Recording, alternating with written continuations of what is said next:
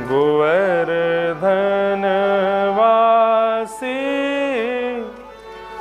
सांवरे, गोवर्धन वासी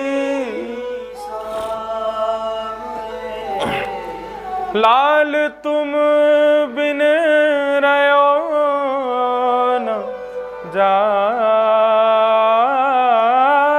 लाल तुम बिन रहो न जाए, लाल तुम बिन रयो न जाए रे, गोवर्धन वासी सांवरे, गोवर्धन वासी सांवरे। ये ठाकुर जी का प्रेम का एक हार है, इसको हमेशा ठाकुर जी को नहीं धराना है। मैं लोगों से निवेदन करता हूं, इस पद को अपने गायन में तो 24 घंटा गाओ, कोई दिक्कत नहीं। इस पद को अपने श्रवण में 24 घंटे सुनो, लेकिन जब मैं देखता हूं कई घरों में लोग अपने मंदिर में ठाकुर जी को ये पद सुनाते हैं, उसमें फिर विचारणीय है कि इसके कुछ समय प्रतिबंधित हैं। हमने गा तो दिया, लेकिन भीतर अभी लाला उठे ही हैं, और उठते ही उनको ये पद सुना दोगे तो बेचारे रोने लग जाएंगे, क्योंकि इसमें विरह भक्त को उतना नहीं हुआ जितना ठाकुर जी को होता है। श्री कुंभन दास जी, कल चर्चा हो रही थी, रात्रि में पद कुछ तैयार कर रहे थे तो एक कथा याद आई कि श्री कुंभन दास जी इतना सुंदर गाते थे, इतना बढ़िया गाते थे, राजा उनके पीछे पड़े रहते थे। अकबर पीछे पड़ा रहा, एक बार राजस्थान का एक राजा मान सिंह उनके पीछे पड़ गया, और नित्य ही कुंभन दास जी के पास पहुंच जावे। कभी कुंभन दास जी का स्वर सुनने में उसकी आसक्ति, कभी कुंभन दास जी से कुछ पद सुनाओ महाराज, ऐसा आसक्ति। और कुंभन दास जी यदि स्वच्छंद भाव से नहीं भी सुनाते थे तो कुंभन दास जी जब अपना रियाज कर रहे होते तो छुप करके सुनता था कि कहीं स्वर सुनने को मिले कुंभन दास जी का। कुंभन दास जी बहुत दीनहीन थे, सब जानते ही हैं कथा। तो एक दिन राजा मान सिंह ने मन में विचार किया कि कुंभन दास जी को मैं बहुत सारा द्रव्य दे दूं, लेकिन मैं अपने अधिकार से दूं या अपने भाव से दूं, कहीं कम ना पड़ जाए। कुंभन दास जी से ही आज्ञा ले लेता हूं कि आपको जो जरूरत हो मांग लो, मैं दे दूंगा। तो ठाकुर जी गोद में बैठे थे कुंभन दास जी के, में इतने में राजा मान सिंह आ गया, और जैसे ही कोई आता था ना तो कुंभन दास जी के संग क्रीड़ा कर रहे ठाकुर जी उठ के भाग जाते थे। बंधुओं, द्वापर युग में श्री महाप्रभु वल्लभाचार्य जी ने कलयुग में द्वापर प्रकट कर दिया था। कलयुग में द्वापर, आज से 500 वर्ष पहले ठाकुर जी सारी लीलाएं करते थे, लेकिन बस यही था कि प्रेम में उन्मुक्त जो है उसको दर्शन होता था। और मैं तो एक बात कहूं, आज भी करते हैं लाल जी, बस हमको देखते नहीं है, हमको दिखाई नहीं देते। क्यों? क्योंकि हमारे भाव उतने प्रगाढ़ नहीं है, हमारे भाव में इतनी प्रबलता नहीं है कि हम उनका दर्शन कर सकें। आज भी ठाकुर जी की लीला हो रही है, आज भी हम सब बैठ के कथा सुन रहे हैं तो ना जाने 20 बार तो निकल जाते होंगे हमारे आसपास से, लेकिन हमको उनका अनुभव नहीं होता। तो कुंभन दास जी की गोद में ठाकुर जी बैठे थे और कुछ चर्चा कर रहे थे, इतने में ही राजा मान सिंह आ गया। तो मान सिंह के आते ही ठाकुर जी वहां से अंतर्ध्यान हो गए, और कुंभन दास जी को इतना कष्ट हुआ कि ठाकुर जी चले गए। मान सिंह बैठा रहा सामने, लेकिन कुंभन दास जी बस मन में विचार करते रहे, कहाँ चले गए नाथ, कछु तो कह रहे जन कहाँ चले गए नाथ, इसी प्रकार का भाव रखने लगे।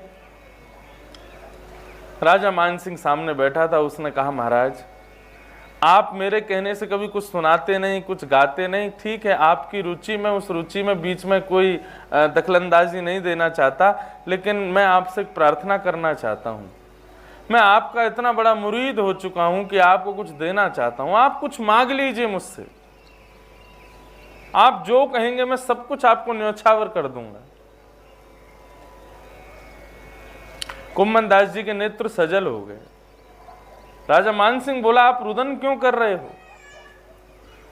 बोले, क्योंकि तेरे आवे से पहले मुझको एक बहुत सुंदर वस्तु प्राप्त भई, लेकिन तेरे आवे के बाद वो चली गई।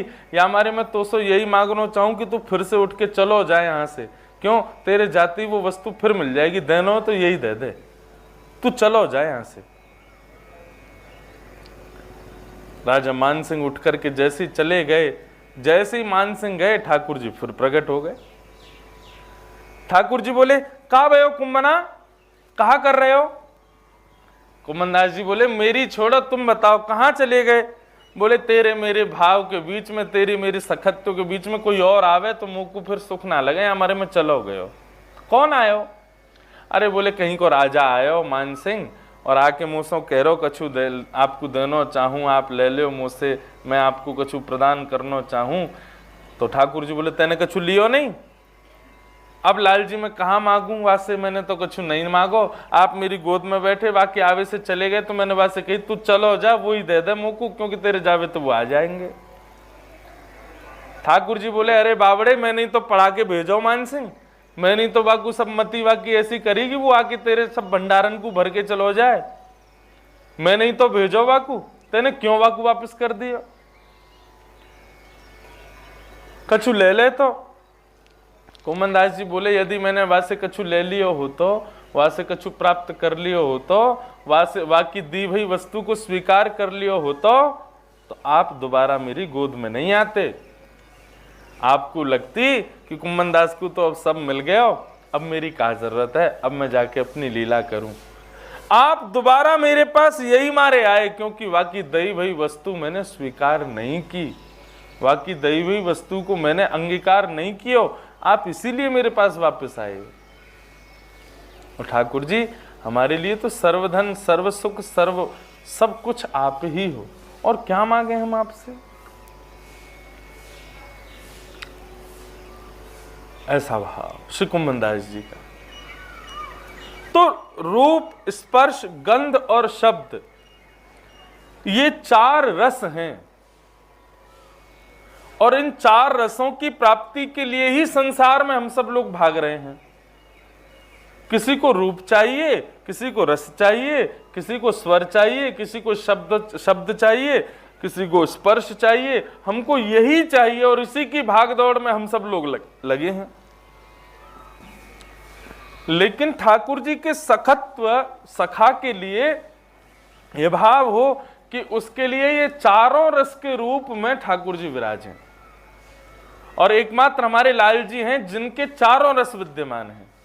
ठाकुर जी रूप से भी विद्यमान है, ठाकुर जी रस से भी विद्यमान है, ठाकुर जी स्पर्श से भी विद्यमान है, ठाकुर जी शब्द से भी विद्यमान है, बस स्वीकार करने की देर है। जितेंद्रिय का भाव यही है, जिसकी प्रत्येक इंद्रिय ठाकुर जी को पाना चाहिए। हमारे अनंत रसिकों ने, हमारे अनंत भाव विभोर सखाओं ने, सबने ठाकुर जी को इन चतुर रसों में प्राप्त करने का प्रयास, पंच रसों में प्राप्त करने का प्रयास किया, इसलिए ठाकुर जी के वे सखा बन गए। सखा मतलब पूर्ण समर्पण, आत्मनिवेदन, सर्व प्रकार से ठाकुर जी के हैं हम, ये बात। तो ये तीन गुण सखा में होने चाहिए, विरक्त, प्रशांत, जितेंद्रिय। और चौथा गुण जो ठाकुर जी को अपने सखा में चाहिए वो क्या है? चौथा गुण है दया।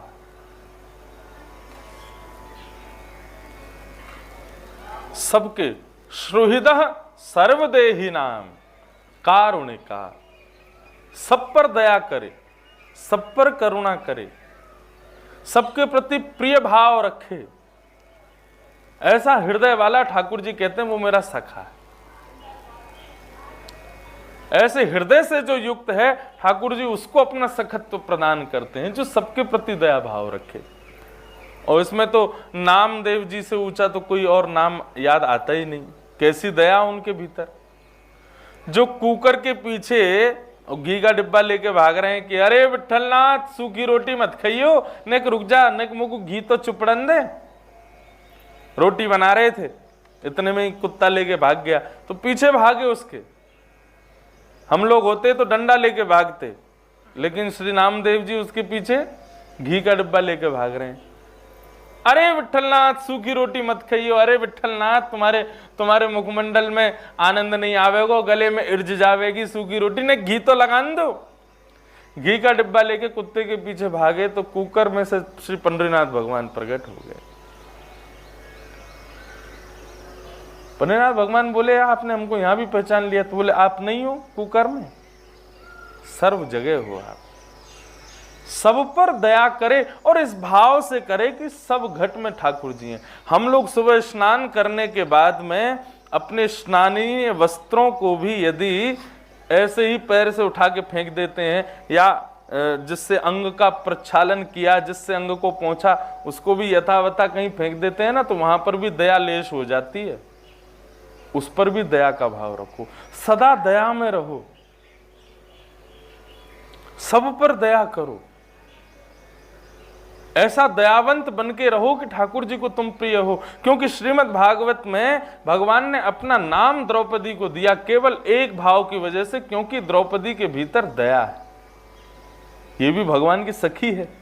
ये दया का गुण जो मैंने निकाला, ये द्रौपदी के प्रसंग से ही निकाला कि ठाकुर जी को अपने सखा में दया का भाव चाहिए, इसलिए ये चतुर्थ भाव में दया लेकर के आए। आज स्वामी श्री हरदास जी महाराज का बहुत स्मरण हो रहा है। एक बार स्वामी श्री हरदास जी महाराज बिहारी जी की सेवा करके यमुना जी के पुलिन पर विराजे थे, यमुना जी के तट पर बैठे थे। तो एक परम भक्त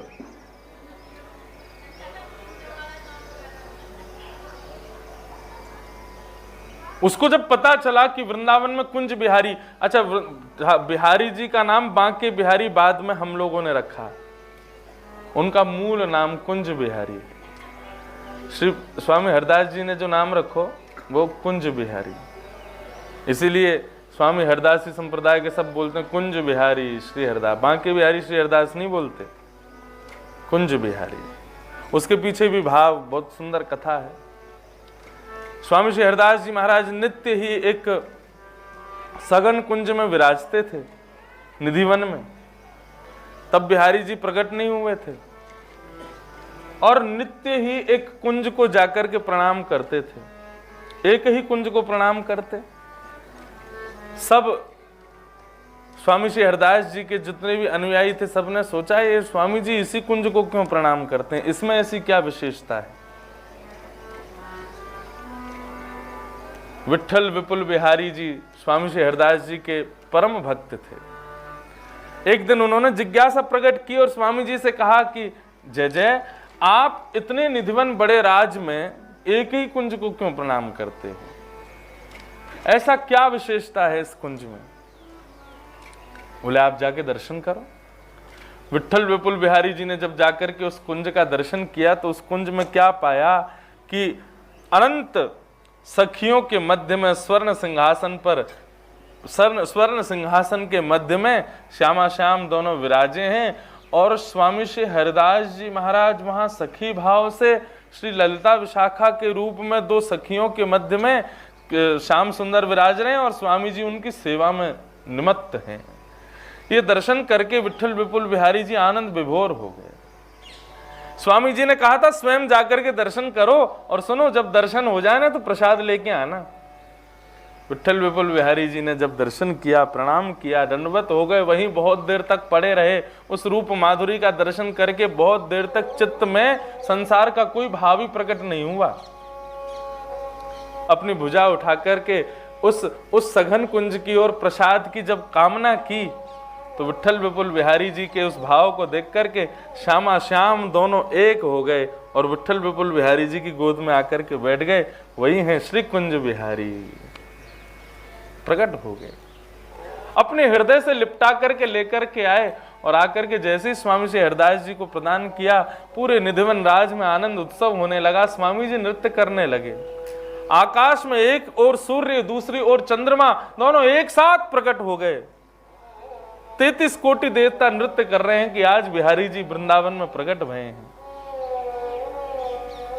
ऐसा सुंदर स्वरूप प्रकट भयो ठाकुर जी को। नित्य सेवा करते थे स्वामी जी। हमारे बिहारी जी को दो चीजें प्रिय हैं, जैसे श्रीनाथ जी को 3 भाव प्रिय हैं, राग, भोग और सेवा। आपके घर के ठाकुर जी की यदि आप राग सेवा ना कर सको, सबसे श्रेष्ठ है राग सेवा। आप कुछ गा के ना सुना सको, कुछ कीर्तन ना सुना सको, कुछ भजन ना सुना सको, कोई बात नहीं, स्वर इतना अच्छा नहीं दिया ठाकुर जी ने तो भोग सेवा करो। लेकिन एक बात और याद रखना, यदि आपका स्वर उचित नहीं है ना, स्वर ज्यादा बढ़िया नहीं है, तो ज्यादा मत गाना ठाकुर जी के आगे। ये बात हम सत्य कह रहे हैं। यदि स्वर मधुर नहीं है और ठाकुर जी के सामने जबरदस्ती रह रहे हो ठाकुर जी को सुख नहीं मिलेगा। बुरा नहीं मानना, आपका स्वर अच्छा नहीं है, ठाकुर जी ने आपको उस भाव के लिए भेजा ही नहीं है, इसलिए उसको कट्टस कर लो, बोले कि इसके लिए मैं आया ही नहीं हूं, तो ये भाव मुझे स्वीकार देना ही नहीं है ठाकुर जी। बाकी के और हैं क्या, राग नहीं दे सकते, भोग दो। लेकिन एक बात कहूं, जिनके पास राग का भाव है, जिनके पास स्वर है, वो अपनी कंधा को रोज थपथपाया करो। ठाकुर जी ने कितनी कृपा की कि आपको स्वर दिया। अनंत निप्रति स्वामी श्री हरदास जी महाराज से लेकर के और वहां सूरदास जी तक सबका ये मानना है, सबका ये स्वीकारीकरण है कि ठाकुर जी नम, यम, नियम, आसन, प्राणायाम, प्रत्याहार, जप, तप आदि इन सब भावों से मिलेंगे। कितने वर्षों में, कितने समय में, कितने दिनों में मिलेंगे कुछ कह नहीं सकते, लेकिन यदि आपके पास स्वर है तो स्वर के गायन के कुछ क्षण बाद ही ठाकुर जी का अनुभव आपको हो जाएगा। आप लोग कहोगे महाराज जी आपके पास तो स्वर है, आपने अपना पक्ष तो भारी कर लिया, और हम लोग कहां जाएं? गजराज तारो तेने आवने को, जावने को, खावने पकावने को मीराबाई तारी है। यदि स्वर का भाव अच्छा नहीं है तो भोग की सेवा करो, ठाकुर जी को नित्य भोग बनाओ।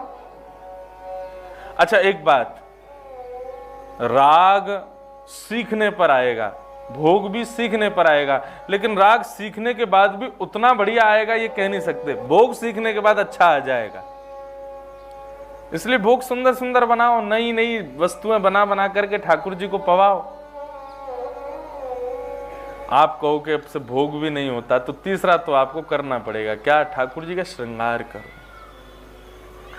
आप कहो कि महाराज जी हमसे नहीं आता, माला कैसे पहनाते हैं, पोशाक कैसे पहनाते हैं, कुछ नहीं आता, तो एक काम मेरे कहने से कर लेना, केसर लेना, चंदन से उसको घिसना, बढ़िया जब केसर चंदन युक्त होकर के बढ़िया चंदन तैयार हो जाए तो ठाकुर जी के माथे पर और दोनों कपोलों पर थोड़ा थोड़ा चंदन लगा देना, ठाकुर जी उसी से रीझ जाएंगे, उसी से आनंदित हो जाएंगे। तीनों में से कुछ तो होना चाहिए जीवन में, या तो राग हो, या तो भोग हो, या फिर श्रृंगार हो, और तीनों से ही वंचित हो तो फिर तो सीताराम कृपा करें आप पे, चकाचक भोग पाओ, तान दुपट्टा सो जाओ। आपको ठाकुर जी ने संसार की शोभा बनाने के लिए भेजा है, संसार की शोभा बनाओ। हाँ कुछ लोग संसार की शोभा में भी तो रहें, सब भक्त हो जाएंगे फिर संसार कैसे चलेगा। इसलिए राग भोग श्रृंगार तीनों में ही रुचि नहीं है तो फिर आपको ठाकुर जी को दूर से प्रणाम किया कर, जय हो। अब होटल में जगह ही नहीं है तो कहां घुसोगे, सब ऑक्यूपाइड हो गया तो फिर कहां जाओगे, कहीं और ही व्यवस्था देखो अपनी। लेकिन प्रयास तो करना चाहिए। हमारे बिहारी जी को दो चीज प्रिय हैं, एक तो राग और दूसरा इत्र सेवा। हरिदासी परंपरा जैसी इत्र सेवा पूरी परंपराओं में कहीं नहीं होती। जब भी आप निधिवन राज जाओ, जब भी आप तटीय स्थान जाओ, जब भी बिहारी जी के दर्शन करने जाओ, बिहारी जी अलग ही चमकते हैं। क्यों? इत्र खूब रज रज के लगवाते हैं। इत्र की सेवा बहुत प्रिय है ठाकुर जी को। स्वामी श्री हरदास जी दोनों में ही निपुण हैं, राग भी सुनाते हैं ठाकुर जी को।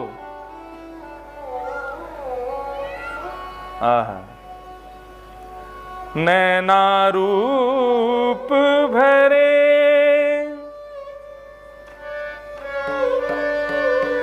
साधारण राग लो, मैं भूल जाऊंगा नहीं तो। नैना रूप भरे बिहारी तेरे, नैना रूप भरे बिहारी। कौशिक की ध्वनि। नैना रूप भरे बिहारी तेरे, नैना रूप भरे बिहारी। सब लोग गाओ। नैना रूप भरे बिहारी तेरे, नैना रूप भरे बिहारी तेरे, नैना रूप भरे बिहारी तेरे, नैना रूप भरे बिहारी तेरे। निरख निरख राधे प्यारी को, निरख निरख राधे प्यारी को, निरख निरख राधे प्यारी को, निरख निरख राधे प्यारी।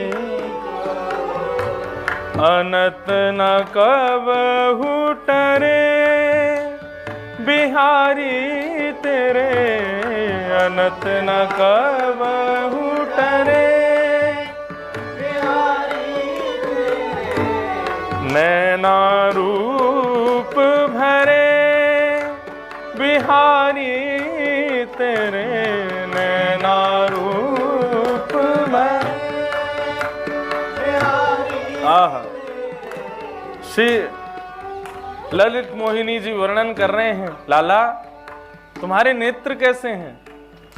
नैना रूप भरे, नैना स्वरूप भरे, नैना रस भरे, नैना श्रृंगार भरे, नैना सब भरे। सब कछु लाल जी के नेत्रन में ही विद्यमान है। और निरख निरख प्यारी राधे को अनत कबहु न टरे। बोले कैसे नेत्र हैं? बोले एक तो होवे कि कोई वस्तु की सुंदरता देख करके आप थक जाओगे, लेकिन लाल जी के नेत्र कैसे हैं? बोले किशोरी जी 24 घंटा देखती रहे फिर भी उनको मन भरे ना है। नैना रूप भरे बिहारी तेरे, नैना रूप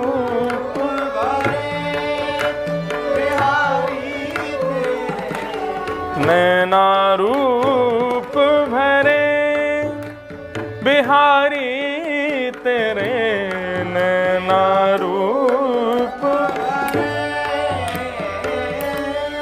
हाँ सुख को सार समूह किशोरी, सुख को सार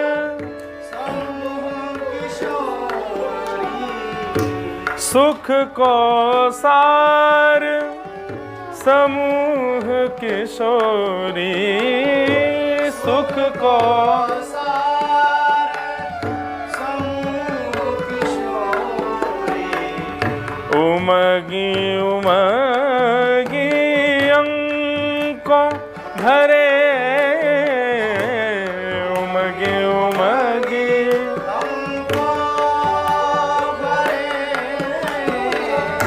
उमगी उमगी अंको भरे,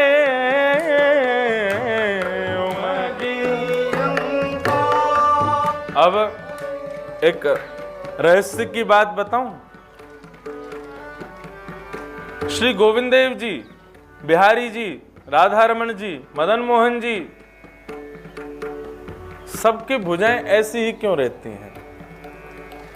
24 घंटा बंसी बजाते रहे और आज ते ना बजा रहे, 5000 साल ते बजा रहे, थके ना ये? इनके हाथ कभी हारे ना है?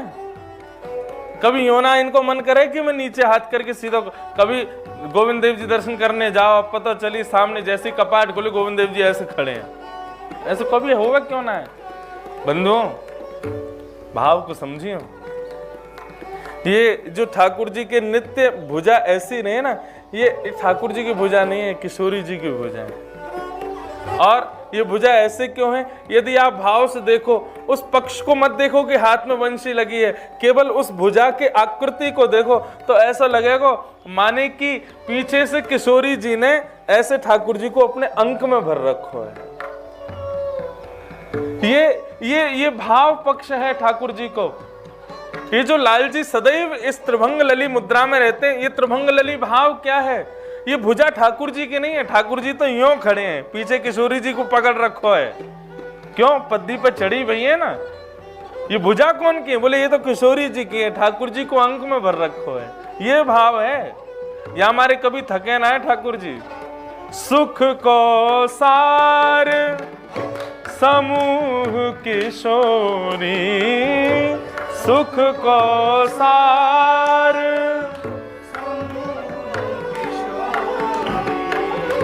उमगी उमगी अंको भरे, उमगी उमगी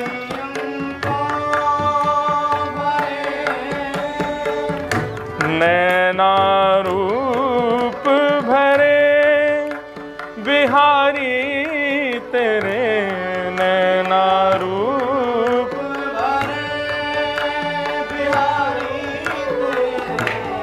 ललित मोहिनी कीन जीवन, ललित मोहिनी कीन जी उर्सों उरज अरे बिहारी तेरे, उर्सों उरज अरे बिहारी तेरे, नैना रूप भरे बिहारी तेरे, नैना रूप भरे बिहारी तेरे, नैना रूप भरे, नैना रूप भरे, नैना रूप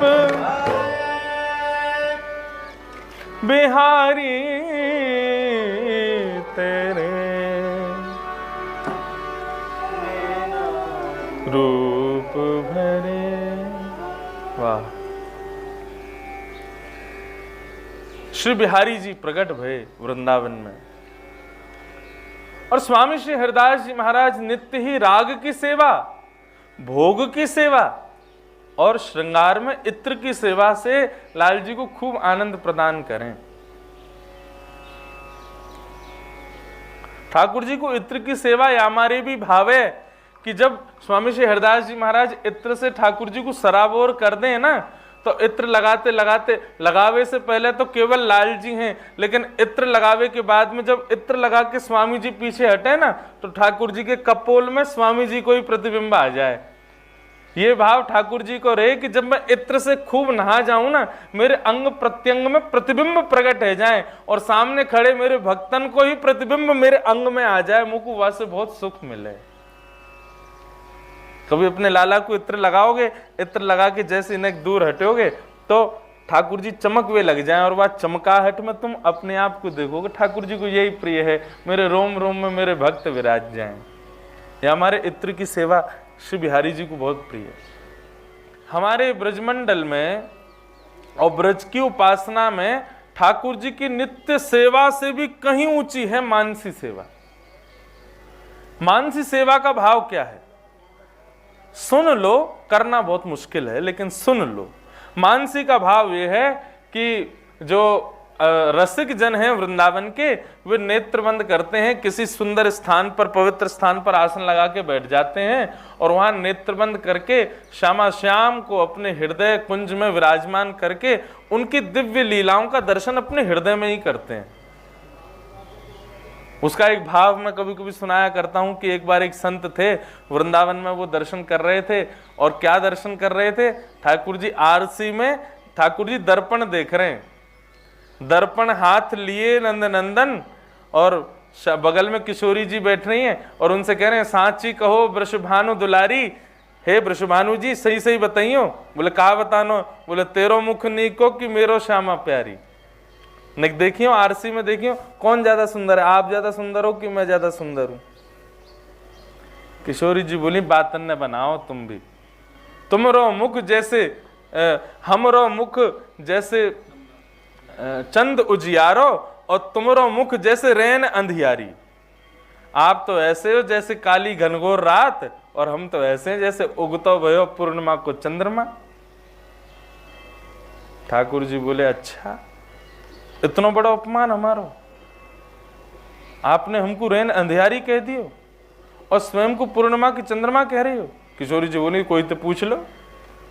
तप्त कांचन गौरांगी, हम गौर वर्णा है, आप कृष्ण वर्णा हो, श्याम हो, यही मारे तो आपको, वो तो आपकी ने शोभा बनी रहे, आपको ने कोई पूछ लें दो चार लोग, या हमारे मैं आपके संग बैठी रहूं, कहीं मेरे प्रकाश से नेकाद आप थोड़े दिख जाओ। यदि मैं उठ के चली जाऊं दिखोगे और नहीं, मेरे नेक या रूप की आकृति, रूप के प्रकाश से आप दिख तो भी जाओ।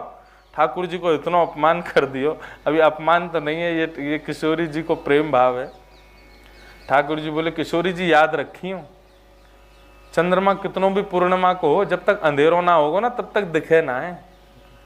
यदि मैं नहीं रहूंगा ना तो तुम कितनों खुशहाली हो, कितनों पूर्णिमा को चंद्रमा को रूप अपने आप को मान लियो, तुम दिखोगी ना है। रूठ गए ठाकुर जी। बहुत सुंदर पद है सूरदास जी का। श्री किशोरी जी कहती हैं लाला रूठो मत, मान मत करो, तेरी अखियन में मोटो मोटो कजरा, आपके नेत्रन में तो मोटो मोटो काजल लगो है। ठाकुर जी बोले आपके भी तो लगो? बोले नहीं, हमारे नेत्रों में काजल नहीं है श्याम सुंदर। तेरो नयन में मोटो मोटो कजरा, हमरे नयन में तुम बनवारी, हमरे नयन में तुम बनवारी। कन्हैया मुझसे सांची पूछो तो मैं काजल लगाऊं ना हूं, तो फिर ये नेत्रन में काजल कैसे?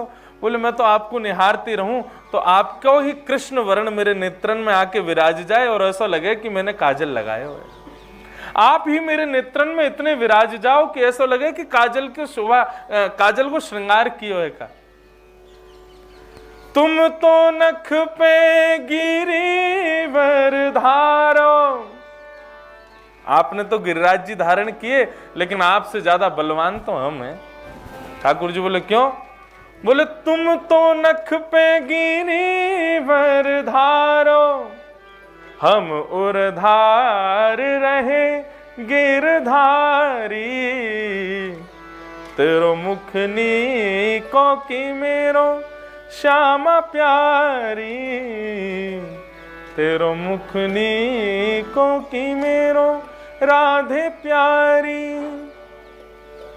ये मानसी का भाव है।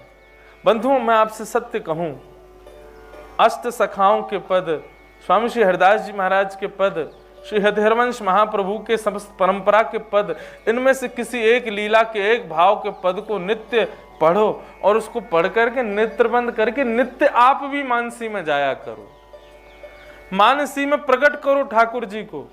कैसे प्रकट करना है? बोले सघन कुंज है, सघन कुंज में एक तरफ पीतांबरी पहने हुए श्याम सुंदर खड़े हैं, दूसरी तरफ गौर वर्णा सुंदर श्रृंगार से युक्त श्री किशोरी जी खड़ी हैं, दोनों उनकी लीला है रही है, और स्वयं को वहां एक सेवक के रूप में पहुंचाओ। हम कौन हैं? बोले हम एक अर्चक हैं, हम एक सेवक हैं, हम ठाकुर जी के कोई सखा हैं, कोई दास हैं। मैं आपको सत्य बताऊं, मैं कल अपने बहन दीदी को और जीजा जी को भी बता रहा था, रात में कभी कभी स्वप्न करते करते पढ़ता हूँ, यहाँ कथा करता हूँ, इतनी कथा होती है तो रात में स्वप्न में भी कई बार ये भक्तजन ही आ जाते हैं। मैंने परसों तरसों तो नरसिंह मेहता छाती पे कूद गए मेरी पे, रात में उठ के बैठ गया। मैंने कहा है गो भैया, कभी कभी लगती है श्री कुंभन दास जी महाराज चद्दर खींच के ले जा रहे, उठ जा, सो रहा है बहू, ऐसे भाव आते हैं रात्रि में। तो कभी कभी मन होता है कि सबको ये मानसी भाव मिले, अपने आप को उस मानसी में, उस भाव पक्ष में लेकर के जाओ, तब आपको स्वप्न में भी वही दर्शन होगा, वही भाव का प्रतिबिंब स्वरूप दिखेगा ठाकुर जी का। दया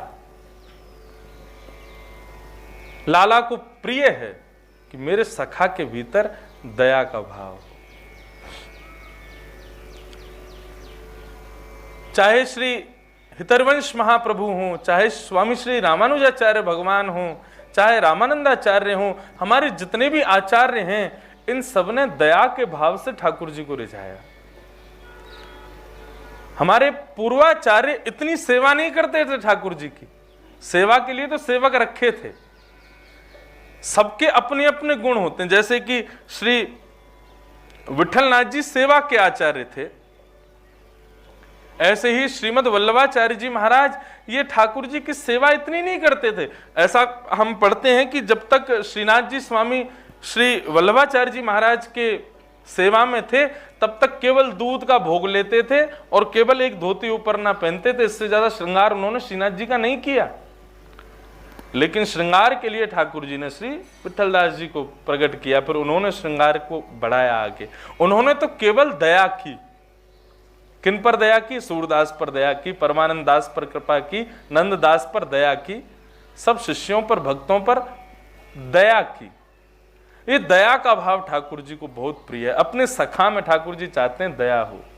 आपको सत्य बताऊं, आप लोग कथा श्रवण करते हैं, गोविंद देव जी का दर्शन करते हैं, गोवर्धन परिक्रमा लगाते हैं, नित्य वृंदावन जाते हैं, और वृंदावन कथा गोवर्धन आदि इन सब क्रियाओं से निवृत्त होकर जब लौट करके आते हैं, उस समय किसी अपराधी पर भी यदि आप दया कर देते हैं तो उसको हो ना हो किसी ना किसी रूप में ठाकुर जी की कृपा जरूर प्राप्त होती है।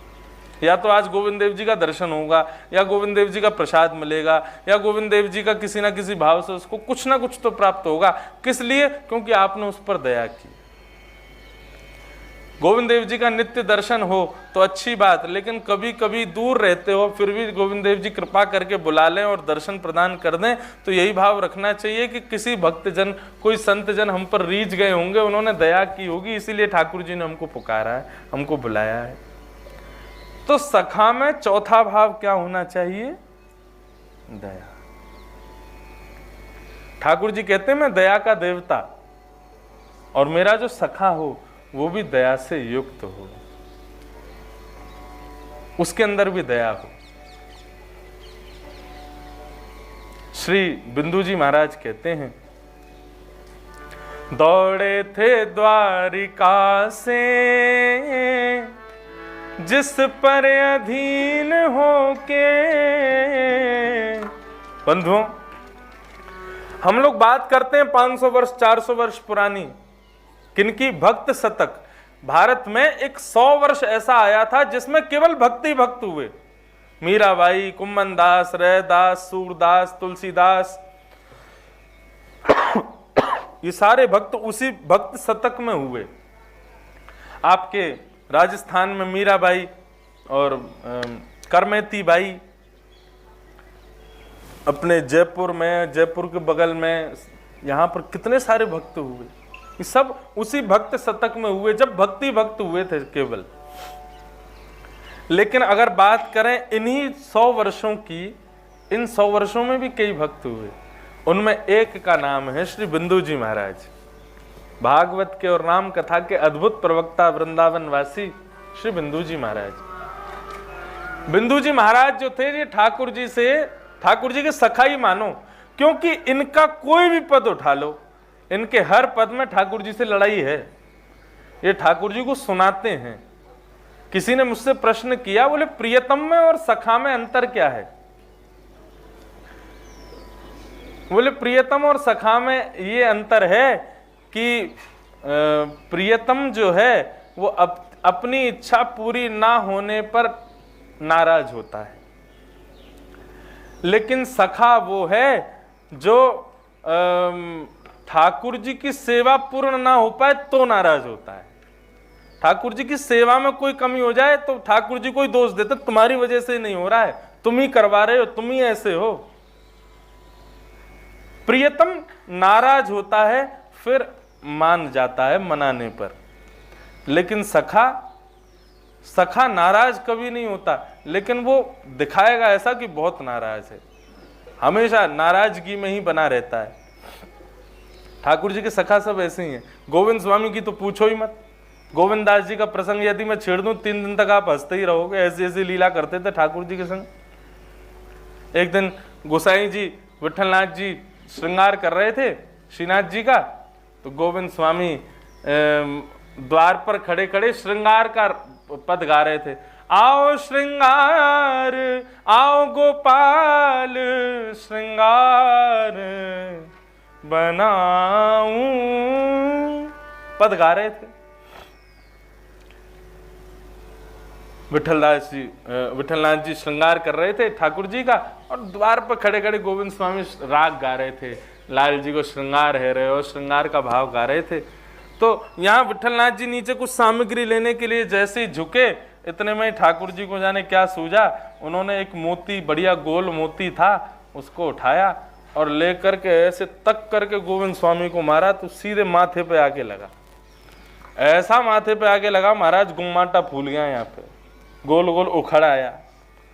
गोविंद स्वामी लेकर के बैठ गए, बोले कि अरे लाला तू तो मैं बताऊं तेने बहुत उधम मचा रखो है, और जो है का है ये गोविंद स्वामी की जब ते आए हैं सेवा में तब ते इतना बिगड़ गो, तो अभी बताऊं वो मोती ढूंढने लगे कहाँ है, जो मारा था तभी वो मोती मिला, तो मोती लेकर के गोविंद स्वामी ने बताऊं अभी भी मारू तो को ठाकुर जी से कर रहे हैं, और ठाकुर जी उनसे बच रहे हैं, बोले मारियो मत मारियो, गुसाई से शिकायत कर दूंगा।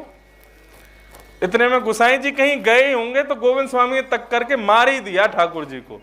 इतने में ही विठलनाथ जी आ गए, तो विठलनाथ जी के सिर पे लगा करके विठलनाथ जी बोले क्या है ये गोविंद, ए गोविंदा क्या करते हो ये? बोले अरे ठाकुर जी बोले देखो तुम ना जानो विठलनाथ जी ये मुंह को बहुत मारे, देखो ये मोती मार रहा हूं मुंह में, वो तो गलती से तुम में लग गए, मुंह में मार रहा हो या को। गुसाई जी नाराज हो गए, बोले कि विठला गोविंदा ये तो बहुत बड़ा अपराध है तेरा, तो ठाकुर जी के संग आनंद करे है, ठाकुर जी को श्रम करावे, तू मोती मारे ठाकुर जी को।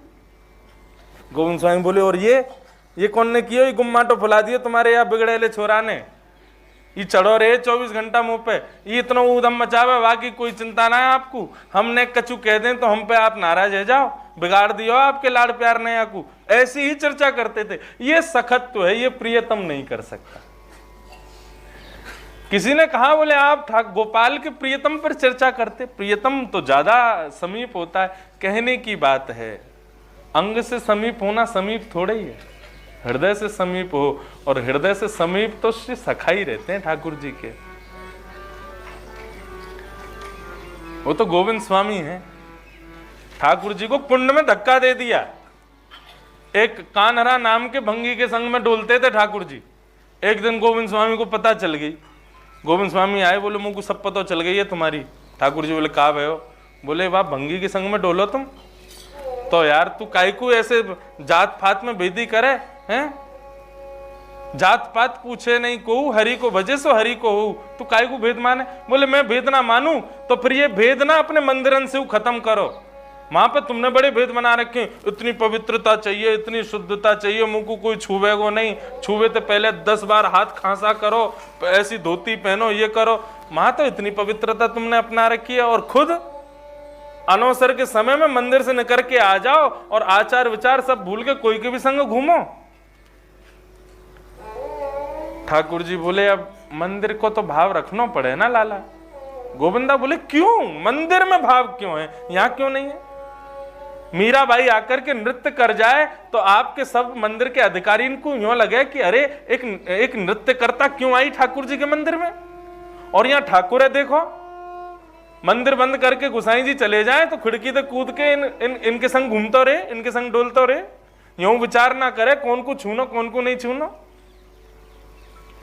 ठाकुर जी बोले भैया डांटे मत ना, अब है गई ठीक है गलती, अब ना करेंगे ना, ऐसे नहीं मानूंगा। कहा पहले स्नान करो, स्नान करो, पूर्ण शुद्ध हो, तब ऊपर जाओगे। जो नियम अर्चकों के लिए वही नियम ठाकुर जी के लिए। ठाकुर जी बोले भैया जाड़ो पर रोए, गुसाई जी इतनी सिगड़ी रखे मेरे आगे, कंबल उड़ामे मोकू की सर्दी नहीं लग जाए, और तू देख कितना ज्यादा श्रम को भाव बता रहा हूं, यूं कह रहा कूद जाए मैं। गोविंद स्वामी बोले तो फिर क्या करोगे? बोले मैं आचमन कर लूं, पवित्र पवित्रो वा सर्वावस्थांगतो पिबा यस्मरेत पुंडरीकाक्षम सबायाभ्यंतर शुचि। ऐसे छींटा मारने से पूर्ण पवित्र माने जाते हैं। वो तो गनीमत है कि भक्तों को ये श्लोक याद नहीं है, नहीं तो सुबह बिना नहाए दो ऐसी छींटा मार ले करें। हम लोग तो विचार कर लें कि नहा लें पहले। ठाकुर जी पहुंच गए, आचमन करने लगे। अपवित्र पवित्रो वा सर्वावस्थांग तो पीछे खड़े गोविंद स्वामी बोले देख इनके काजे 3 बार कीर्तन करवे जाऊं, 3 बार नहा के जाऊं, खुद देख कैसे आचमन से स्वयं को पवित्र कर रहे हैं। गोविंद स्वामी बहुत देर तो देखते रहे, देखते देखते उनका मन नहीं माना, नेक नेक नेक धीरे धीरे समीप गए। ठाकुर जी आचमन कर रहे, पीछे तो गोविंद स्वामी की जन कहा मन में आई, जोर से धक्का मारो, ठाकुर जी गोविंद कुंड में ही गिर गए। गोविंद कुंड में गिर गए। बोले गोविंदा तो देख लूंगो, देखियो तेरी गुसाई जी तो शिकायत करूंगो, और तेने बहुत बुरा किया आज मेरे संग में, मुझको जाड़ो लग गो है।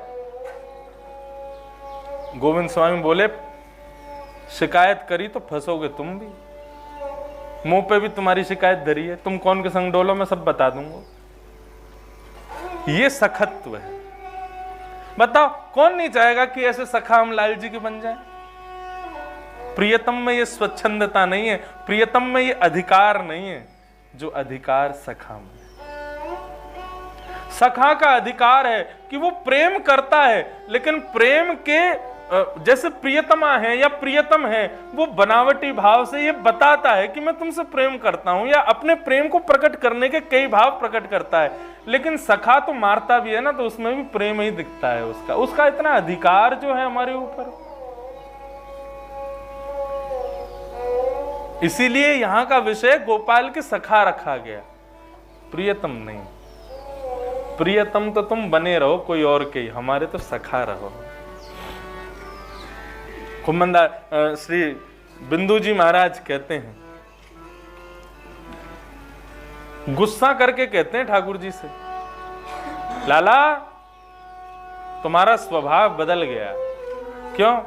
पहले बड़े कृपालु थे, पहले बड़े दयालु थे, पहले आपके अंदर आपका स्वभाव बहुत मधुर था, अब आपका स्वभाव बदल गया है। और श्री बिंदु जी महाराज कहते हैं, क्या वह स्वभाव पहला सरकार अब नहीं है, हम दीनों के वास्ते क्या दरबार अब नहीं है। दौड़े थे द्वारिका से जिस पर अधीन होके, क्या वह हृदय दया का भंडार अब नहीं है, क्या वह स्वभाव पहला सरकार अब नहीं है। या तो दयालु मेरी, ठीक है आपको दोष नहीं दे रहा मैं, आप कहो कि जब ते आया मुझे सुना रहा है, ठीक है आपको दोष नहीं दे रहा, खुद को दोष दे रहा हूं। या तो दयालु मेरी दृढ़ दीनता नहीं है, या तो दयालु मेरी दृढ़ दीनता। लेकिन ये सखा है। सखा क्या कहता है ना, मैं तो खूब दीन हूं। किसने कही मैं दीन नहीं हूं? किसने कहा मुझ में भक्ति नहीं? किसने कहा मुझ में प्रेम नहीं? मैं तो खूब दीन हूं। वास्तविकता तो ये है, या दीनों की तुम्हें ही दरकार अब नहीं है, क्या वह स्वभाव पहला सरकार अब नहीं। अयोध्या की एक घटना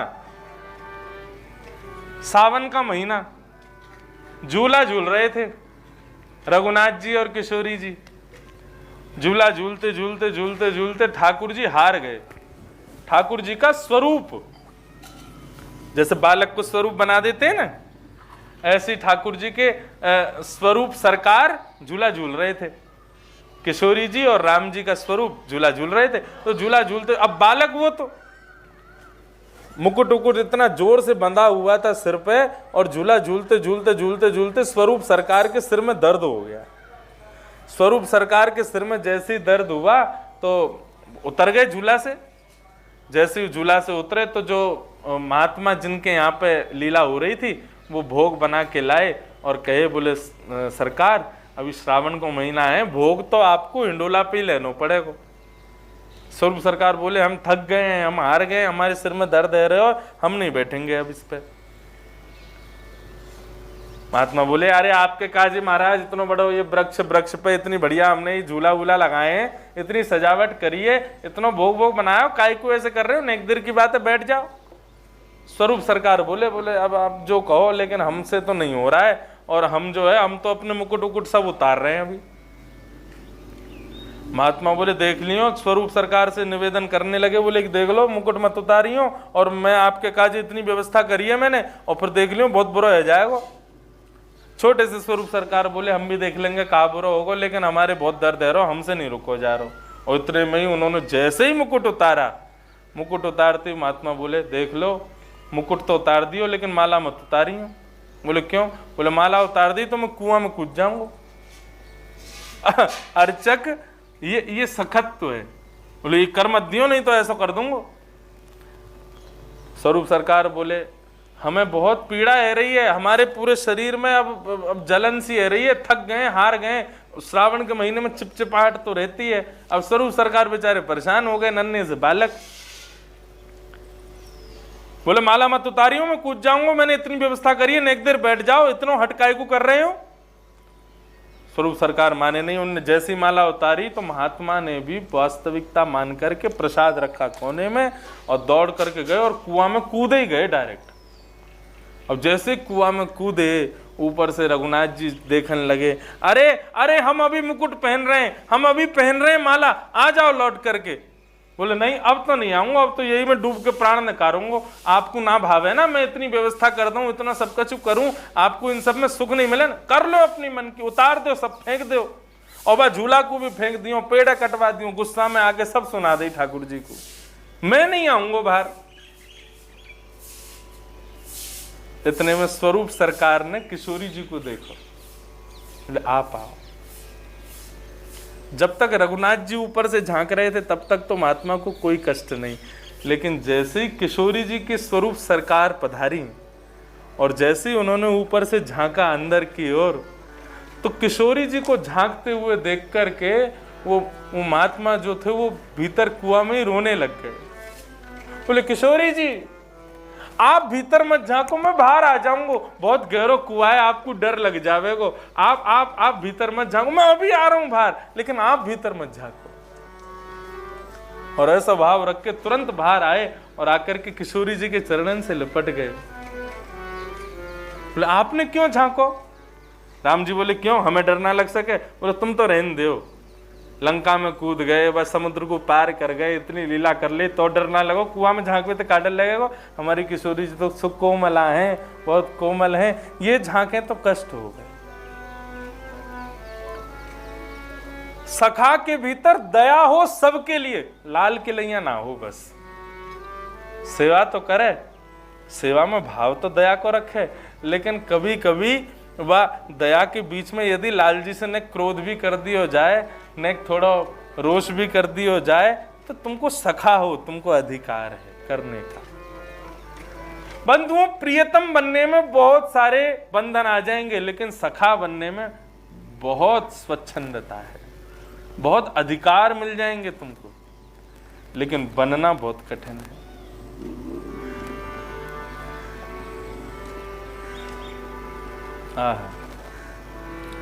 तो गोपाल के सखा में चौथा गुण होना चाहिए दया।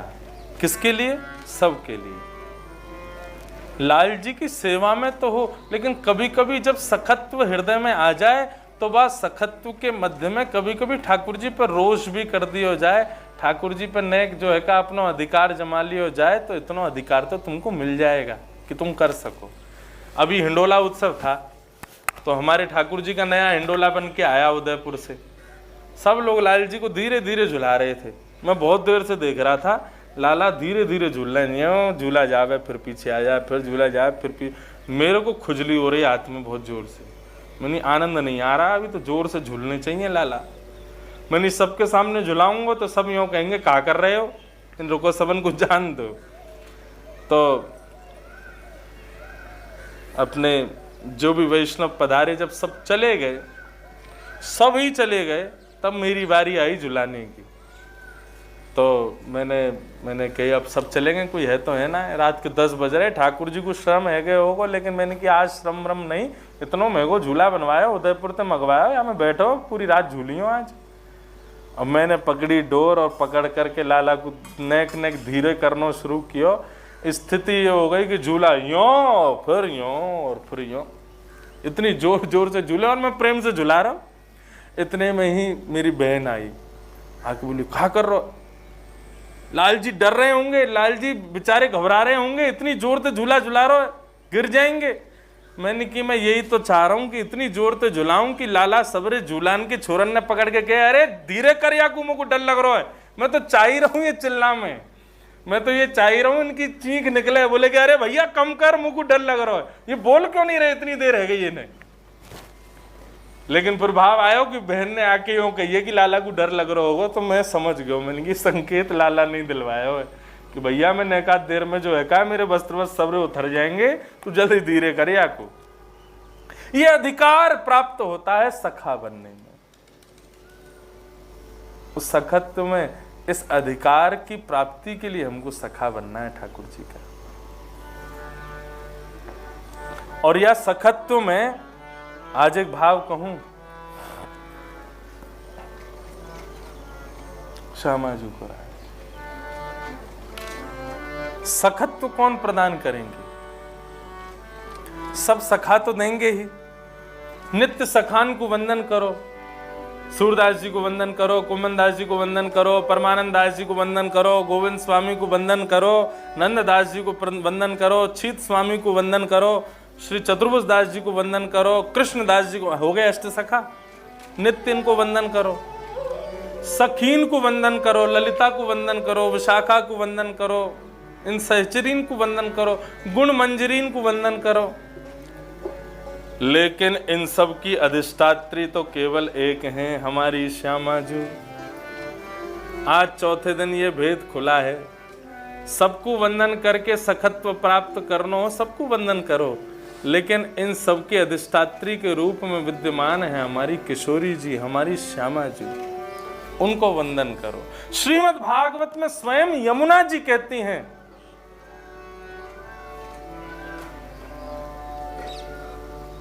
आत्मा रामस्य कृष्णस्य तत् मात्मास्ति राधिका। बोले हमारी आत्मा कृष्ण है और उस कृष्ण की आत्मा श्री किशोरी जी हैं। तस्य दास प्रभावेण विरहोस्मान्न संस्पृशेत। उनकी यदि दासत्व को ग्रहण कर लो, उनके यदि दास बन जाओ, तो जीवन में विरहोस्मान्न संस्पृशेत, जीवन में कभी विरह नहीं आएगा, जीवन में कभी कष्ट नहीं आएगा। इसलिए किशोरी जी को ही अपनो सर्वस्व मान लो। आपको जो सखा भाव में प्रकट कराएंगी वो किशोरी जी। अच्छा, इसका एक और भाव बताऊं, अष्ट सखाओं की लीलाएं पढ़ना, अष्ट सखाओं के पूरे जीवन के भाव को पढ़ना, लेकिन उन्हीं अष्ट सखाओं के अंतकाल के समय के भाव को पढ़िएगा। जब भी सूरदास जी, कुमन दास आदि, इन सब का जब समापन का समय आया, लीला संवरण का समय आया, तब इनसे पूछा गया कि आपकी स्थिति कहाँ है, आपकी मनोवृत्ति कहाँ है, तब सबने किशोरी जी को स्मरण किया। रसिकनी रस में रहत गड़ी, यही गाते हैं। समस्त अष्ट सखाओं ने किशोरी जी को प्रणाम किया, मानो गोपनीय भाव से कभी प्रकट नहीं किया, लेकिन उनके भीतर जो सखत्व का भाव है, उनके भीतर जो ठाकुर जी के प्रति इतना प्रेम है, उसको प्रकट करने वाली श्री किशोरी जी हैं। उन्होंने अंत में इस बात को प्रकट किया, हमारे माई श्यामा जू को